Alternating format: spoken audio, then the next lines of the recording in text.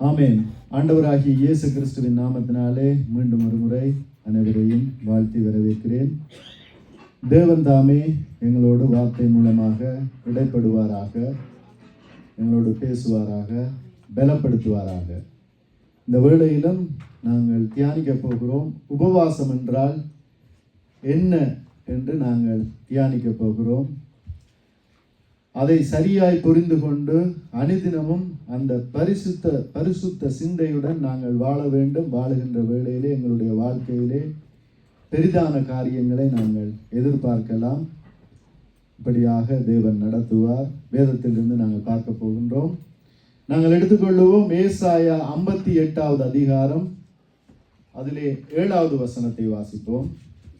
பசியுள்ளவனுக்கு உன் ஆகாரத்தை பகிர்ந்து கொடுக்கிறதும், துரத்துண்ட சிறுமையானவர்களை வீட்டிலே சேர்த்து கொள்ளுகிறதும், வஸ்திரம் இல்லாதவனை கண்டால் அவனுக்கு வஸ்திரம் கொடுக்கிறதும், உன் மாம்சமானவனுக்கு உன்னை ஒழிக்காமல் இருக்கிறதும் அல்லவோ எனக்கு உகந்த உபவாசம். ஆமென். இதிலே சொல்லப்படுகிறது உபவாசம் என்றால் என்ன என்று சொல்லி. நாங்கள் சாப்பிடாமல் இருந்து 30 நாள் 40 நாள் 20 நாள் என்று சொல்லி உபவாசம் இருந்து இவைகளை நாங்கள் கை கொள்ளாமல் போனோம் என்று சொன்னால் அது உபவாசம் என்று நாங்கள் சொல்ல முடியாது. இந்த இடத்திலே ஆண்டவர் சொல்லுகிறார் உபவாசம் என்றால் எப்படி என்று சொல்லி. பசியுள்ளவனுக்கு உன் ஆகாரத்தை பகிர்ந்து கொடுக்கிறதும், துரத்துண்ட சிறுமியானவர்களை வீட்டிலே சேர்த்து கொள்ளுகிறதும், வஸ்திரம் இல்லாதவனை கண்டால் அவனுக்கு வஸ்திரம் கொடுக்கிறதும், உன் மாமிசமானவனுக்கு உன்னை ஒழிக்காமல் இருக்கிறதும் அல்லவா எனக்கு உகந்த உபவாசம் என்று சொல்லி இந்த வானத்தையும் பூமியையும் படைத்த கர்த்தர் இப்படியாக சொல்லுகிறார் என்று பார்க்கிறோம். பிரியமானவர்களே, இதிலிருந்து நாங்கள் இந்த காரியத்தை கற்றுக்கொள்ளுகிறோம். அப்ப நாங்கள் உபவாசம் என்பது அதிலே நன்மையான காரியங்களை நாங்கள் மற்றவர்களுக்கு செய்ய வேண்டும்.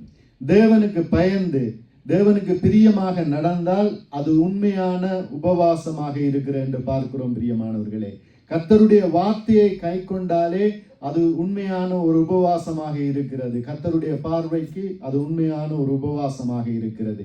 நீதியிலே நாங்கள் நடந்தோமாக இருந்தால் அது ஒரு உண்மையான உபவாசமாக இருக்கிறது. உபவாசத்திலே ஒரு பகுதியாக இருக்கிறது. அக்கிரமத்துக்கு நாங்கள் துணை போகாமல் இப்படியாக அக்கிரம கட்டுக்களை நாங்கள் அவிழ்த்தோமாக இருந்தால் அது உண்மையான உபவாச நாளாக இருக்கிறது என்று பார்க்கிறோம். நெருக்கப்படுகிறவர்களை நாங்கள் விடுதலை ஆக்குகின்ற வேளையிலே அவர்களுக்கு நல்ல ஆலோசனைகளை கொடுத்து இப்படியாக ஆண்டவருக்குள்ளே நாங்கள் நடத்துகின்ற வேளையிலே அது ஒரு நல்ல ஒரு உபவாச நாளாக உபவாசமாக இருக்கிறது என்று நாங்கள் பார்க்கிறோம். பிரியமானவர்களை, நாங்கள் வாசித்துக் கொள்ளுவோம். ஏசாயா 5வது அதிகாரத்திலிருந்து 12வது வசனம் வரைக்கும் வாசிக்கின்ற வேளையிலே நாங்கள் செவி கொடுப்போம், இதை தியானிப்போம். ஏசாயா 58வது அதிகாரம் 5வது வசனத்திலிருந்து 12வது வசனம் வரைக்கும். மனுஷன் தன் ஆத்துமாவை ஒடுக்குறதும், தலைவணங்கி ஞானனை போல் இரட்டிலும் சாம்பலிலும் படுத்து கொள்ளுகிறதும் எனக்கு பிரியமான உபவாச நாளாய் இருக்குமோ? இதையா உபவாசம் என்று கர்த்தருக்கு பிரியமான நாள் என்றும் சொல்லுவாய்?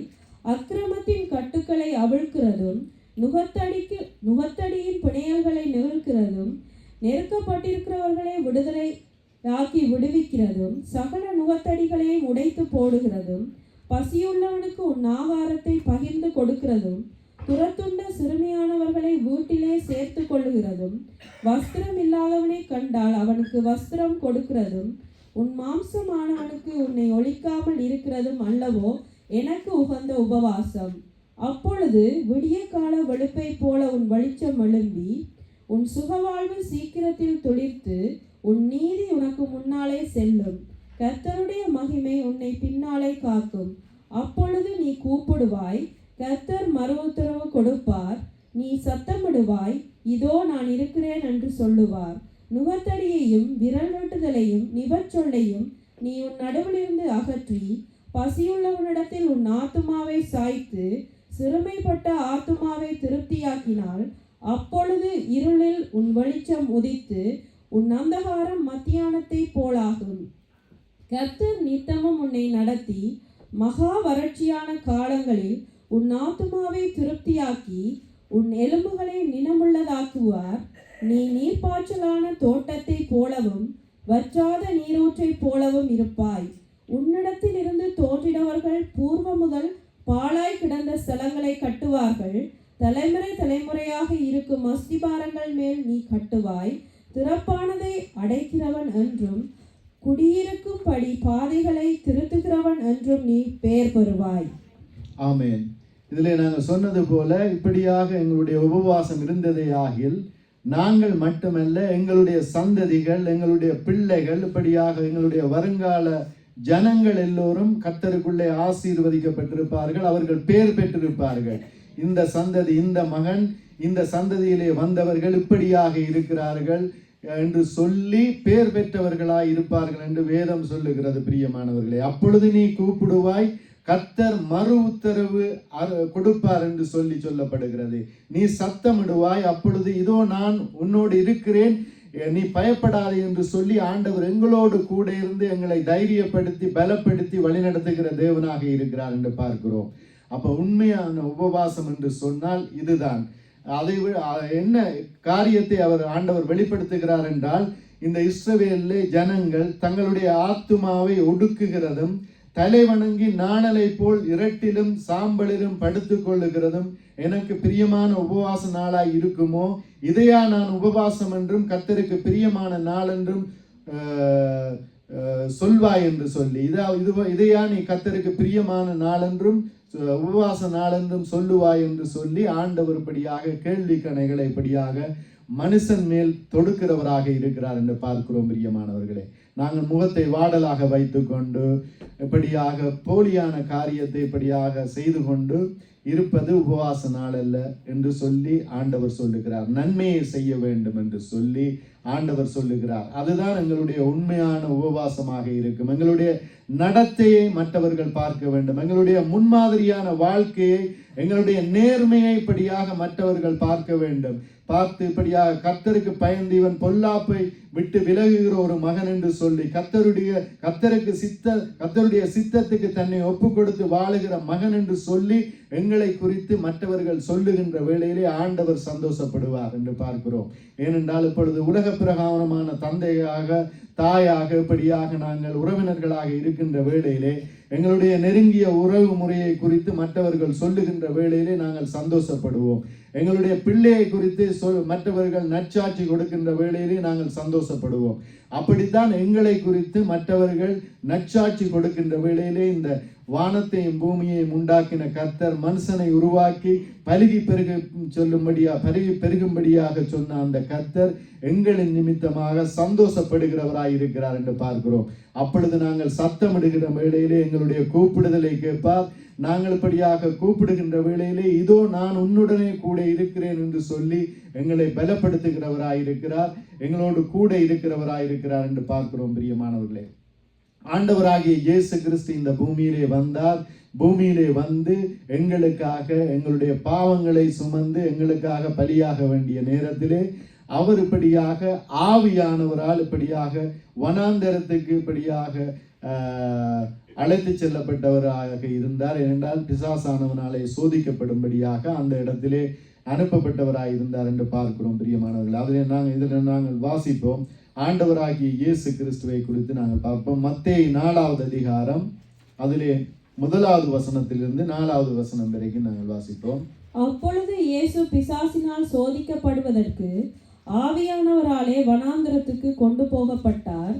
அவர் இரவும் பகலும் 40 நாள் உபவாசமாய் இருந்த பின்பு அவருக்கு பசி உண்டாயிற்று. அப்பொழுது சோதனைக்காரன் அவரிடத்தில் வந்து, நீர் தேவனுடைய குமாரனே ஆனால் இந்த கல்லுகள் அப்பங்களாகும்படி சொல்லும் என்றான். அவர் பிரதியுத்தரமாக, மனுஷர் அப்பத்தினாலே மாத்திரமல்ல தேவனுடைய வாயிலிருந்து புறப்படுகிற ஒவ்வொரு வார்த்தையினாலும் பிழைப்பான் என்று எழுதியிருக்கிறதே என்றார். ஆமென். அப்ப இந்த இடத்திலே பிசாசானவன் வந்து ஆண்டவராகிய இயேசு கிறிஸ்துவை இப்படியாக சோதிக்கின்றான். நீர்படியாக இந்த கல்லுகளை அப்பமாக மாற பண்ண வேண்டும் என்று சொல்லி. அப்ப ஆண்டவர் சொல்லுகிறார், இந்த அப்பத்தினால் மட்டுமல்ல தேவனுடைய வாயிலிருந்து புறப்படுகின்ற ஒவ்வொரு வார்த்தையினாலும் இப்படியாக மனுஷன் பிழைப்பான் என்று எழுதியிருக்கிறது என்று சொல்லி அப்படியாக சொல்லுகிறார். அவருடைய சித்தத்தின்படி செய்வது ஒரு மனிதன் தேவனுடைய சித்தத்தின்படி செய்தானாக இருந்தால் அவனுடைய வாழ்க்கையிலே ஒரு திருப்தி வரும். ஆண்டவராகிய இயேசு கிறிஸ்து தேவனுடைய சித்தத்தின்படியாக காரியங்களை செய்தது நிமித்தமாக அவருக்கு அந்த வாழ்க்கையிலே ஒரு திருப்தி வந்தது என்று பார்க்கிறோம். பிரியமானவர்களே, ஆண்டவராகிய இயேசு கிறிஸ்துவை சோதித்து படியாக நீர் தேவனுடைய குமாரனே ஆனால் இந்த கல்லுகளை அப்பமாக மாற பண்ணும் என்று சொன்ன வேளையிலே ஒரு பெரிய ஒரு கேள்வி இருந்தது. அப்பொழுது ஆண்டவர் தான் பிசாசுக்கு முன்பதாக தான் தேவனுடைய குமாரன் என்று சொல்லி அந்த அற்புதத்தை செய்துதான் நிரூபிக்க வேண்டும் என்ற அவசியம் இல்லை. ஏனென்றால் பிசாசுக்கு எதிரியும் இவர் தேவனுடைய குமாரன் என்று சொல்லி. அப்படித்தான் எங்களுடைய வாழ்க்கையிலும் அநேக சோதனைகள் வருகின்ற வேளையிலே ஒரு மனுஷன் அப்பத்தினால் மாத்திரமல்ல தேவனுடைய வாயிலிருந்து புறப்படுகிற ஒவ்வொரு வார்த்தையினால் பிழைப்பான் என்று சொல்லி அந்த வார்த்தை சொல்லுகிறது. அப்படியாக நாங்களும் தேவனுடைய வார்த்தையினாலே பிழைக்கும்படியான இப்படியாக ஒரு திருப்தியுள்ள வாழ்க்கையை நாங்கள் வாழ வேண்டும். அப்படியாக இருந்தால் தேவனுடைய சித்தம் செய்து வாழ வேண்டும். தேவனுடைய சித்தம் செய்கிற வாழ்க்கையிலே ஒரு திருப்தி எங்களுக்கு வேண்டும். அந்த திருப்தியோடு வாழுகின்ற வேளையிலே இந்த ஆண்டவராகிய இயேசு கிறிஸ்து எப்படி இந்த பிசாசை அந்த சோதனையிலிருந்து சோதிக்கிற அந்த பிசாசை எப்படி வெற்றி பெற்றாரோ அதுபோல எங்களுடைய வாழ்க்கையிலும் நாங்கள் வெற்றி பெற முடியும். பிரியமானவர்களே, ஏனென்றால் பிசாசானவன் எவனை விழுங்கலாம் என்று வகை தேடி சுற்றி திரிகிறான் என்று பார்க்கிறோம். அப்ப வகை தேடி சுற்றி திரிகிறவன் எங்களுடைய வீக் பாயிண்ட்களை எங்களுடைய பலவீனங்களிலே அவன் இப்படியாக பிடிக்கிறவனாக இருக்கிறான். அப்ப ஆண்டவராகிய இயேசு கிறிஸ்துவனுடைய பலவீனம் அந்த நேரம் எதுவாக இருந்தது என்றால் அவருக்கு பசி உண்டான நேரத்திலே தான் அந்த பலவீனத்திலே பிசாசானவன் தொடுகிறான். ஏனென்றால் இவருக்கு இப்பொழுது பசி உண்டாகி இருக்கிறது. இந்த பசியை இவர் தீர்த்து கொள்ள வேண்டும். நான் கேட்கிறேன், தேவனுக்கு எதிராளியான பிசாசானவன் நான் கேட்கிறேன், அதன் நிமித்தமாக இவர் அந்த கல்லுகளை அப்பமாக்கி சாப்பிட கூடுமா என்று சொல்லி. ஆனால் அந்த இடத்திலே அவர் சொன்னார் தேவனுடைய ஒவ்வொரு வார்த்தையினாலும் பிழைப்பான் என்று சொல்லி அந்த பசியை இப்படியாக அதற்கு ஒப்பிடுகிறார். தேவனுடைய வார்த்தை என்னிடத்திலே இருக்கிறது, அந்த வார்த்தையாலே நான் பிழைத்துக் கொள்ளுவேன் என்று சொல்லி அந்த பிசாசானவனுக்கு பதிலடி கொடுக்கிறவராயிருக்கிறார். அப்படியாக எங்களுடைய வாழ்க்கையிலும் எப்படிப்பட்ட பலவீனங்களில் இருந்தாலும் நாங்கள் தேவனுடைய வார்த்தையினாலே அந்த சத்துருவானவனுக்கு பதிலடி கொடுக்க வேண்டியவர்களாக இருக்கின்றோம் என்று பார்க்கிறோம். பிரியமானவர்களே, நாங்கள் 5-7 வசனம் என்றும் வாசிப்போம். அப்பொழுது பிசாசு அவரை பரிசுத்த நகரத்துக்கு கொண்டு போய் தேவாலயத்து உப்பரிகையின் மேல் அவரை நிறுத்தி, நீர் தேவனுடைய குமாரனே ஆனால் தாழ குதியும், ஏனெனில் தம்முடைய தூதர்களுக்கு உம்மை குறித்து கட்டளையிடுவார், உமது பாதம் கல்லில் இடராத படிக்கு அவர்கள் உம்மை கைகளிலே ஏந்தி கொண்டு போவார்கள் என்பதாய் எழுதி இருக்கிறது என்று சொன்னான். அதற்கு இயேசு, உன் தேவனாகிய கர்த்தரை பரீட்சை பாராதிருப்பாயாக என்றும் எழுதியிருக்கிறதே என்றார். ஆமென். இதிலே அந்த சத்துருவானவன் பிசாசானவன் சொல்லுகின்றான், நீ தாழ குதியும். குதிக்கின்ற வேளையில வசனம் சொல்லுகிறதே இப்படியாக தேவதூதர்கள் ஏந்துவார்கள் என்று சொல்லி தேவனை பரீட்சை பார்க்கும்படியான காரியத்தை இந்த ஆண்டவராகிய இயேசு கிறிஸ்துவிற்கு இந்த பிசாசானவன் சொல்லுகின்றான். ஒரு ஆலோசனையாக குதியும், அவர்கள் ஏந்துவார்கள் என்று சொல்லி. அப்படித்தான். ஆனால் அந்த பரீட்சை பார்க்கின்ற காரியத்திலே ஆண்டவராகிய இயேசு கிறிஸ்து ஈடுபடவில்லை. அதான் அவர் சொல்லுகிறார், உன்னுடைய தேவனை பரீட்சை பார்க்காதிருப்பாய் என்று சொல்லியும் ஒரு வார்த்தை சொல்லுகிறதே அப்படி என்று சொல்லி. அப்படித்தான் எங்களுடைய வாழ்க்கையில நாங்கள் தேவனை பரீட்சை பார்க்க கூடாது. தேவனுடைய சித்தத்தின்படி செய்து அப்படியாக நாங்கள் போகின்ற வேளையிலே எங்களுக்கு எல்லா காரியங்களையும் தேவன் அருளுகிறவராயிருக்கிறார். தேவனை பரீட்சை பார்க்க முடியாது. ஏனென்றால் தேவனிடத்திலே ஒன்றை பெறும்படியாக நாங்கள் ஒன்றை கொடுக்க முடியாது. ஏனென்றால் அவர் கிருபையாய் எங்களுக்கு தருவது, அவர் கேட்பது ஒன்றே ஒன்றுதான், தம்முடைய சித்தத்தின்படியாய் எங்களை வாழும்படியாய் தம்முடைய வார்த்தைகளை கை கொண்டு வாழும்படியாக. அப்படி வாழுகின்ற வேளையிலே எங்களுடைய வாழ்க்கையிலே ஒரு திருப்தி வரும். நான் தேவனுடைய சித்தத்தின்படியாக வாழுகிறேன், தேவனுக்கு பிரியமாக நன்மை செய்து வாழ்கிறேன், நேர்மையாக வாழுகிறேன், சாட்சியாக வாழுகின்றேன்.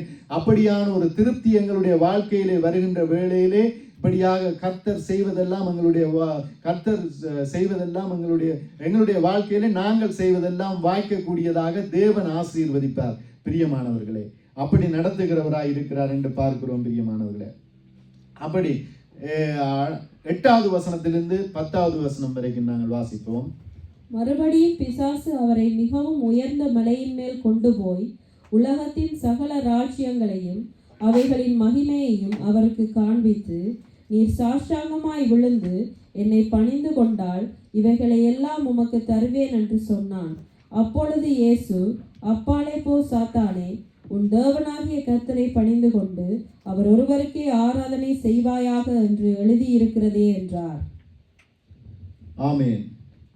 இதிலே சொல்லப்படுகிறது, இழந்து ஆண்டவராகிய இயேசு கிறிஸ்து இந்த பூமிக்கு என்னத்துக்கு வந்தாராம்? அவர் இழந்து போனதை தேடவும் ரட்சிக்கவும் இப்படியாக வந்தார் என்று பார்க்கிறோம். ஆனால் இந்த பிசாசானவன் எப்படி சொல்லுகின்றான் என்றால், இப்படியாக இந்த ராஜ்யங்கள் எல்லாவற்றையும் நான் உமக்கு தருவேன், நீர் என்னை தாழ விழுந்து பணிந்து கொள்ளும், இந்த உலகம் இந்த ராஜ்யங்கள் எல்லாம் எனக்கு கொடுக்கப்பட்டிருக்கிறது, நீர் பணிந்து கொண்டால் இவற்றையெல்லாம் உங்களுக்கு நான் தருவேன் என்று சொல்லி அந்த இடத்திலே ஒரு சோதனையை, ஒரு ஷார்ட்கட் வேயை ஆண்டவராகிய இயேசு கிறிஸ்துவுக்கு சொல்லுகின்றார். ஏனென்றால் ஆண்டவராகிய இயேசு கிறிஸ்து வந்ததே இப்படியாக இழந்து போனதை தேடவும் ரட்சிக்கவுமே அவர் வந்தார் என்று சொல்லி வேதம் சொல்லுகிறது. அப்படியாக இருக்கின்ற வேளையிலே அவர் தம்முடைய ஜீவனை கொடுக்க வேண்டும், எங்களுக்காக அடிகள் பட வேண்டும், சிலுவையிலே இரத்தம் சிந்தி மரித்து எங்களை மீட்டு கொள்ள வேண்டும். அந்த ஏதோம் தோட்டத்திலே அந்த மனிதன் இழந்த காரியத்தை மீண்டும் ஆண்டவராகிய இயேசு கிறிஸ்து இந்த மனிதனுக்கு பெற்றுக் கொடுக்க வேண்டும். அப்படியான நிலையில இருந்த ஆண்டவருக்கு ஒரு ஷார்ட்கட் யோசனை என்று சொல்லுகின்றான். நீர் என்னை தாழ விழுந்து பணிகின்ற வேளையிலே நான் உமக்கு எல்லாவற்றையும் கொடுத்து விடுவேன் என்று சொல்லி அந்த இடத்திலே ஆண்டவராகிய இயேசு கிறிஸ்து சொல்லுகிறார், உன் தேவன் ஒருவருக்கே ஆராதனை செய்வாய் என்று சொல்லப்பட்டிருக்கிறது என்று சொல்லி பிசாசானவனை கடிந்து கொண்டார். அந்த வேளையிலே பிசாசானவன் இப்படியாக ஆண்டவராகிய இயேசு கிறிஸ்துவை விட்டுபடியாக போனார் என்று பார்க்கிறோம்.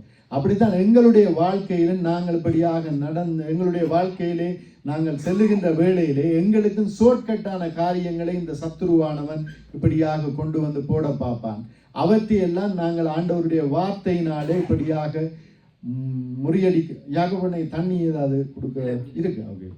அப்படியாக நாங்கள் நேர்மையாக நடந்து ஆண்டவருடைய சித்தத்துக்கு காத்திருந்து படியாக நாங்கள் நடந்தோமாக இருந்தால் ஆண்டவருடைய ஆசீர்வாதங்கள், ஆண்டவருடைய நன்மைகள் எங்களுடைய வாழ்க்கையிலே பெருகிறதாக இருக்கிறது என்று பார்க்கிறோம். பிரியமானவர்களே, நாங்கள் இந்த புதிய ஏற்பாட்டு காலத்திலே வாழ்ந்தாலும் பழைய ஏற்பாட்டு காரியங்கள், பழைய ஏற்பாட்டு புஸ்தகத்தில் இருக்கிற காரியங்கள் எங்களுக்கு நிழலாட்டமாக இப்படியாக கொடுக்கப்பட்டிருக்கிறது என்று பார்க்கிறோம். பிரியமானவர்களே, புதிய ஏற்பாட்டில் ஆண்டவருடைய பிறப்பு, ஆண்டவருடைய இந்த தேசத்திலே, இந்த இஸ்ரேல் தேசத்திலே ஆண்டவர் செய்த காரியங்கள், பிரசங்கங்கள் மற்றும் எங்களுக்காக மரித்தது, மீண்டும் பரமேறி சென்றது, மீண்டும் வருவேன் என்று சொன்னது, இந்த உலகத்தின் முடிவு காரியங்கள் எல்லாம் பழைய ஏற்பாட்டில் நிழலாட்டமாக சொல்லப்பட்டிருக்கிறது என்று பார்க்கிறோம். பிரியமானவர்களே, அப்படியாக நிழலாட்டமாக வாழ்ந்த, உண்மையாக வாழ்ந்த அந்த பரிசுத்தவான்களுடைய வாழ்க்கை எங்களுக்கு ஒரு வரலாறாக பொறிக்கப்பட்டிருக்கிறது. அவர்களுடைய வாழ்க்கையை இப்படி புதிய ஏற்பாட்டிலே நாங்கள் யாரை பார்க்கலாம் என்றால் ஊழியம் செய்தவர்கள். ஆனால் பழைய ஏற்பாட்டிலே எடுத்துக்கொண்டோமாக இருந்தால் அவர்கள் பிறந்த நாளில் இருந்து அவர்கள் தேவனுக்காக வாழ்ந்த காலங்கள், தேவனுக்காக ராஜ்யங்களை ஆண்ட காலங்கள், அவர்களுடைய முடிவு, எப்படி தேவன் அவர்களை ஆசீர்வதித்தார் என்று சொல்லி அதை எங்களுக்கு ஒரு நிழலாட்டமாக கொடுக்கப்பட்டிருக்கிறது. அதிலிருந்து நாங்கள் கற்றுக்கொண்டு புதிய ஏற்பாட்டிலே இந்த காலத்திலே நாங்கள் வாழும்படியாக, வெற்றி சிறக்கும்படியாக நாங்கள் லோத்தினுடைய காரியத்தை நாங்கள் பார்த்தோமாக இருந்தால், லோத்தினுடைய காரியம் அந்த சோதோம் குமாரா பட்டணத்தை அழிக்க போகின்ற வேளையிலே லோத்தை தேவன் காப்பாற்றினார்.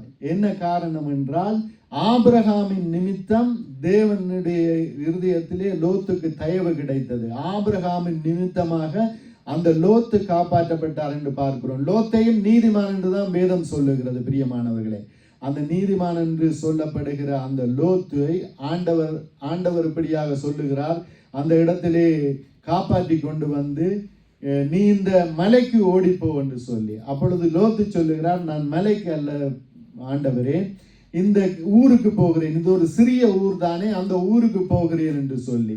பிறகு கொஞ்ச காலத்துக்கு பின்பு பார்த்தோமா என்றால் அந்த ஊரை விட்டு அந்த மலைக்கு போகிறார். அப்ப லோத்து எப்படியாக இருந்தார் என்றால், லோத்து வந்து ஆண்டவருடைய பேச்சுக்கு, ஆண்டவருடைய வார்த்தைக்கு எதிரும் புதிருமாக இருந்த ஒரு மனுஷனாக இருந்தார் என்று பார்க்கிறோம் பிரியமானவர்களே. அப்படியாக இருந்த வேளையிலே இந்த லோத்தை குறித்து அநேக காரியங்களை நாங்கள் சொல்லலாம். லோத்து ஒரு இடத்திலே லோத்தினுடைய மகள்மார் சொல்லுகிறார்கள், நம்மோடு சேரும்படியாய் இந்த பூமியிலே ஒருவரும் இல்லை, ஒரு ஆண் மக்களும் இல்லை அப்படியாக என்று சொல்லி, அப்படிப்பட்ட அறிவுள்ள அந்த லோத்தினுடைய பிள்ளைகளாக இருந்தார்கள். லோத்துக்கும் அப்படிப்பட்ட அறிவு தான் இருந்திருக்கும். ஏனென்றால் இந்த சோதோம் குமரா பட்டணத்தை அழிக்கின்ற வேளையிலே இந்த உலகமே அழிந்து விட்டது என்கின்ற ஒரு நினைப்பிலே லோத் இருந்திருப்பார் என்று நான் நினைக்கிறேன். ஏனென்றால் லோத்தினுடைய பிள்ளைகள் சொல்லுகிறார்கள், இந்த உலகத்திலே நம்மோடு சேரும்படியாக, நம்மோடு சேர்ந்து சந்ததியை பெருக்கும்படியாக ஒரு ஜனமும் இல்லை, ஒரு ஆண் மக்களும் இல்லை, அப்படியாக நாங்கள் தனிமையாக இருக்கின்றோம் என்று சொல்லி அப்படி சொல்லுகிறார்கள். அப்ப நாங்கள் பார்க்கலாம், லோத்து ஆபிரகாமோடு திரிந்தவர். ஆபிரகாம் தேவனை நம்பின வேளையிலே ஆபிரகாமை தேவன் ஆசீர்வதித்த விதத்தை அறிந்தவர். அப்படிப்பட்டவருக்கு ஒரு கணம் தேவனே, இந்த சூழ்நிலையிலே நான் என்ன செய்ய வேண்டும் என்று சொல்லி தேவனை நோக்கி விண்ணப்பம் பண்ணியிருந்தால் அந்த தேவன் சொல்லியிருப்பார், உன்னுடைய சகோதரன் ஆபிரகாம் என்னும் உயிரோடு தான் இருக்கிறார், ஆபிரகாமுடைய ஜனக்கூட்டம் என்னும் உயிரோடு தான் இருக்கிறார்கள். இந்த பூமியிலே நீ எகிப்துக்கெல்லாம் ஆபிரகாமோடு சேர்ந்து சென்று வந்தாயே, அந்த எகிப்து தேசம் உட்பட அனைத்து தேசங்களும் ஜனங்களும் உயிரோடு தான் இருக்கிறார்கள். நான் இந்த சோதோம் குமரா பட்டணத்தை மட்டும்தான் அழித்தேன் என்று சொல்லி ஆண்டவர் பேசியிருப்பார், ஆண்டவர் ஆலோசனை கொடுத்திருப்பார். இந்த காரியத்திலிருந்து நாங்கள் ஒன்றை உணர்ந்து கொள்ளுகிறோம், இந்த லோத்துக்கு ஜெபிக்கிற பழக்கமே இருந்திருக்காது என்று நான் நினைக்கிறேன். இந்த ஆபிரகாமை பார்த்தோமாக இருந்தால், ஆபிரகாம் எதை செய்தாலும் ஆண்டவருடைய ஆலோசனையின்படி செய்பவன். இப்படியாக மனுஷர்கள் தன்னை உயர்த்தக்கூடாது என்று சொல்லி தேவனை நம்பி வாழ்ந்த ஒரு மகனாக இருந்தார். அப்படி ஆபிரகாமுக்கு தேவன் அனுதினமும் ஆலோசனைகள் கொடுத்து, நீ இங்கு போய் இதை செய் என்று சொன்ன வேளையிலே ஒரு எதிரும் புதிராகமாக ஜோபு இந்த லோத்தை போல இல்லாமல் ஆபிரகாம் தேவனை நம்பி இப்படியாக வாழ்ந்தார் என்று பார்க்கிறோம். ஆனால் லோத்தினுடைய வாழ்க்கையிலே பார்த்தோமாக இருந்தால், அவருடைய நினைப்பெல்லாம் தானும் தன்னுடைய மகள் 2 பேரும் தான் இந்த பூமியிலேயே உயிரோடு இருக்கிறோம், மிச்சம் எல்லோரும் அழிக்கப்பட்டு விட்டார்கள் என்றுதான் நினைத்திருப்பார்கள். ஏனென்றால் அந்த மகள்மார்கள் சொல்லுகிறார்கள், வேறொருவனும் இந்த பூமியிலே இல்லை என்று சொல்லி. அப்படியாக அவ்வளவுதான் அறிவு. தேவனை நோக்கியும் அந்த இடத்திலே விண்ணப்பம் பண்ணி ஒரு ஆலோசனையை கேட்கவில்லை. ஆனால் இந்த ஆபிரகாமை பார்த்தோமாக இருந்தால், ஆபிரகாம் தேவனுக்கு பிரியமாக வாழ்ந்தார், நல்லொழுக்கம் உள்ளவராக வாழ்ந்தார். அப்படியாக வாழ்ந்து ஒரு உபவாசம் பண்ணுகிற ஒரு மகன் எப்படி இருக்க வேண்டுமோ அப்படியெல்லாம் இந்த ஆபிரகாம் வாழ்ந்தார் என்று பார்க்கிறோம். ஆபிரகாமினுடைய சந்ததியிலே வந்த ஈசாக்கு வாழ்ந்தார் என்று பார்க்கிறோம் பிரியமானவர்களே. ஈசாக்கு இப்படியாக தியானம் பண்ண போகின்ற வேளையிலே தான் அந்த இடத்திலே ரெபேக்காள் ஈசாக்கை பார்க்கிறார் என்று பார்க்கிறோம். அப்படியாக ஆபிரகாம் தன்னுடைய பிள்ளைகளை ஒழுங்காக வளர்த்தார். அந்த பிள்ளைகளும் தங்களுடைய பிள்ளைகளை ஒழுங்காக வளர்த்தார்கள். அப்ப ஒரு குடும்பத்துக்கு தலையானவன் கணவனாக ஒரு ஆண் மகனாக இருக்கின்றான் என்று பார்க்கிறோம். அந்த ஒரு தலையானவன் நிமித்தமாக அந்த சந்ததியே ஆசீர்வதிக்கப்படுகிற என்று பார்க்கிறோம். லோத்தை பார்த்தமாக இருந்தால், லோத்து ஒரு குடும்பத்துக்கு தலைவனாக இருந்தார். ஆனால் அவருடைய செய்கையும் சரி, ஆண்டவரை நம்பி வாழவில்லை. அந்த ஆபிரகாமின் நிமித்தம் அவர் காப்பாற்றப்பட்டார் ஒழிய மற்றும் அவர் ஆண்டவரை நம்பி வாழ்ந்த ஒரு மகன் என்று வேதத்திலே இப்படியாக குறிப்பிடவில்லை என்று பார்க்கிறோம் பிரியமானவர்கள். அப்ப இந்த ஆபிரகாம் இப்படி ஆண்டவரை நம்பி வாழ்ந்து அந்த ஈசாக்கை இப்படியாக நல்லபடியாக வளர்த்தாரோ, அந்த ஈசாக்கு இப்படியாக ஜாக்கோபை நல்லபடியாக வளர்த்தார். ஜாக்கோபை நல்லபடியாக வளர்க்கின்ற வேளையிலே ஜாக்கோபு போகின்ற இடமெல்லாம் காரிய சித்தி உள்ளவனாய் அந்த ஜாக்கோபு செய்கின்ற காரியம் எல்லாவற்றையும் தேவன் ஆசீர்வதித்தார் என்று பார்க்கிறோம் பிரியமானவர்களே. அப்படியாக அவர் அப்படியாக தலைமகனாக இருந்த அந்த பிள்ளைகள் எல்லோரும் இப்படியாக தேவனுக்கு பிரியமாக நடந்தார்கள் என்று பார்க்கிறோம். அந்த யாக்கோபுக்கு 12 பிள்ளைகள் இருந்தார்கள். முதலாவது பிள்ளை ரூபன் சேஷ்ட புத்திர பாக்கியத்துக்குரிய ஒருவனாக இருந்தான். ஆனால் அவன் தளம்பினவனாக இருந்தான். அவனுடைய சேஷ்ட புத்திர பாகம் இப்படியாக அவரிடத்திலிருந்து எடுக்கப்பட்டு யூதாவுக்கு கொடுக்கப்பட்டது என்று நினைக்கிறேன். யூதாவுக்கு அப்படியாக கொடுக்கப்பட்ட வேளையிலும் அந்த இடத்திலே யாக்கோப்புக்கு இளைய குமாரன் பெஞ்சமினுக்கு தமையனாக இளைய குமாரன், எல்லோரிலும் இளையவன். ஆனால் அவனுக்கு கூட ஒரு தம்பி இருந்தது யோசேப்புக்கு. அந்த இளைய குமாரன் அந்த யாக்கோபினுடைய குடும்பத்தை தலையா நின்று நடத்தக்கூடிய ஒரு காலகட்டத்தை தேவன் அந்த யோசேப்புக்கு கொடுத்தார் என்று பார்க்கிறோம். யோசேப்பு அந்த எகிப்திய தேசத்துக்கு சென்றார். அந்த யாக்கோபின் குடும்பத்துக்கு ஒரு தலையாக நின்று செயற்பட்டு அந்த தன்னுடைய மூத்த அண்ணர்களை தகப்பன்மார்களை எல்லாம் இப்படியாக காப்பாற்றினார். அவர்களுக்கு ரட்சிப்பு உண்டாகும்படியாக யோசேப்பை ஆண்டவர் ஆசீர்வதித்தார். அதான் ஒரு இடத்திலே யோசேப்பை சொல்லுகிறார், ரட்சணியம் உண்டாகும்படியாக தேவன் என்னை எகிப்து தேசத்துக்கு அனுப்பினார், நீங்கள் ஒன்றும் கவலைப்படாதீர்கள், நீங்கள் ஒன்றும் பயப்படாதீர்கள் என்று சொல்லி அந்த சகோதரர்களுக்கு இப்படியாக ஆலோசனை சொன்னவராக இருந்தார் என்று பார்க்கிறோம். பிரியமானவர்களே, அப்படித்தான் எங்களுடைய வாழ்க்கையை நாங்கள் நன்றாக நடத்த தெரிய வேண்டும். ஏனென்றால் எங்களுடைய பிள்ளைகளுடைய காரியத்தை குறித்து எங்களைத்தான் கேட்பார். எங்களுடைய வருங்கால சந்ததிகளுடைய காரியங்களை குறித்து தேவன் எங்களிடத்திலே கணக்கு கேட்கிறவராயிருக்கிறார் என்று பார்க்கிறோம். பிரியமானவர்களே, அது நிமித்தமாக தேவன் எங்களை இப்படியாக பார்த்து எங்களிடத்திலே கணக்கு கேட்கிறவராக இருக்கிறார். லோத்து அந்த சோதம் குமாரா பட்டணத்திலே இருக்கின்ற வேளையிலே லோத்தினுடைய நடத்தைகள் எப்படி இருந்திருக்கும் என்று நாங்கள் தெரியாது. ஆனால் அந்த இடத்திலே சொல்லப்படுகிறது ஒரு வசனம், அந்த சோதம் குமாரா பட்டணத்திலே அந்த பாவங்களை இப்படியாக பார்த்து அவருடைய இருதயத்திலே வேதனைப்பட்டார், துக்கப்பட்டார் என்று லோத்தை குறித்து சொல்லப்படுகிறது. ஆனாலும் அந்த இடத்தை விட்டு வர அந்த லோத்துக்கு மனமில்லை. அந்த லோத்து முடிந்தால் தன்னுடைய ஆபிரகாமை நோக்கி வந்திருக்கலாம், அல்லாவிட்டால் சோதம் குமரா பட்டணத்தை விட்டு வந்திருக்கலாம். அப்படித்தான் எங்களுடைய வாழ்க்கையிலும் பாவம் நிறைந்த உலகத்திலே நாங்கள் அந்த பாவம் நிறைந்த உலகத்திலே வாழ்ந்து கொண்டு நாங்கள் ஆண்டவருடைய பிள்ளைகள் என்று சொல்லுகின்ற வேளையிலே அந்த இடத்தை விட்டு நாங்கள் விலகி வர வேண்டிய நேரத்திலும் ஒரு பக்கத்திலே அந்த ஒரு சுபாவம் நின்று கொண்டு அது எங்களுடைய இருதயம் பாதித்தாலும் இது பிழை என்று சொன்னாலும் அந்த இடத்திலே இருந்து நாங்கள் விலகாமல் அந்த இடத்திலே இருக்கின்ற வேளையிலே எங்களுடைய வாழ்க்கையிலே ஆசீர்வாத குறைவுகள் வருகிறதாக இருக்கின்றன என்று பார்க்கிறோம். முதல்ல நாங்கள் திரும்ப வேண்டும். என்னுடைய நடத்தை, என்னுடைய செயல்கள் சரியாக இருக்கின்ற வேளையிலே எங்களுடைய பிள்ளைகளுடைய எங்களுடைய வருங்கால சந்ததிகளுடைய நடத்தைகள் செயல்கள் எல்லாம் நல்லதாக இருக்கிறது என்று பார்க்கிறோம். பிரியமானவர்களே, அப்படித்தான் ஆபிரகாமுடைய வாழ்க்கையிலே ஆபிரகாமுடைய நடத்தைகள் செயல்கள் நல்லதாக இருக்கின்ற வேளையிலே அந்த பிள்ளைகளுடைய வாழ்க்கையும் சரியாக இருந்தது. ஜாக்கோபினுடைய வாழ்க்கையிலே பார்த்தோமா இருந்தால் ஜாக்கோப் வரைக்கும் சரியாக நடந்து கொண்டிருந்த அந்த காரியம் இந்த இடத்திலே யாக்கோபனுடைய பிள்ளைகள் ரூபன் தளம்பியது நிமித்தமாக ஏதோ ஒரு தளம்பல் உண்டாக்கினது. ஆனாலும் அந்த இடத்திலே யோசேப்பு என்னும் அந்த இளைய குமாரன் இப்படியாக அந்த இடத்திலே தலையாக நடந்து கொண்டான். அந்த இடத்திலே பாவத்தை எதிர்த்தோடினான். அப்படியாக இருந்த வேளையில யோசேப்பின் நிமித்தமாக அந்த சந்ததி இப்படியாக காப்பாற்றப்பட்ட என்று பார்க்கிறோம். பிரியமானவர்களே, அப்படித்தான் எங்களுடைய வாழ்க்கையிலும் நாங்கள் உபவாசம் என்பது அனுதினமும் தேவனுக்கு பிரியமாய் வாழ்வது.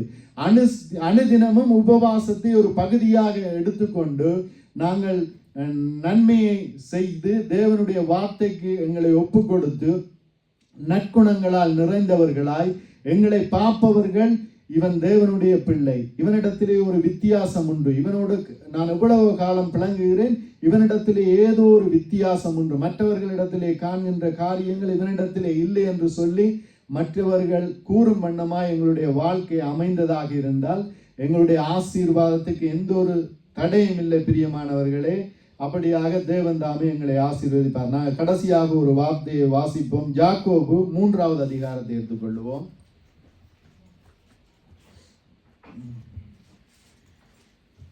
அதிலே 4வது வசனத்தை வாசிப்போம்.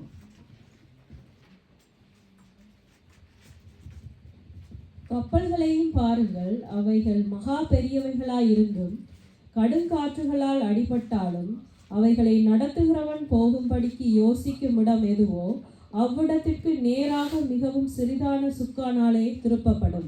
ஆமென்.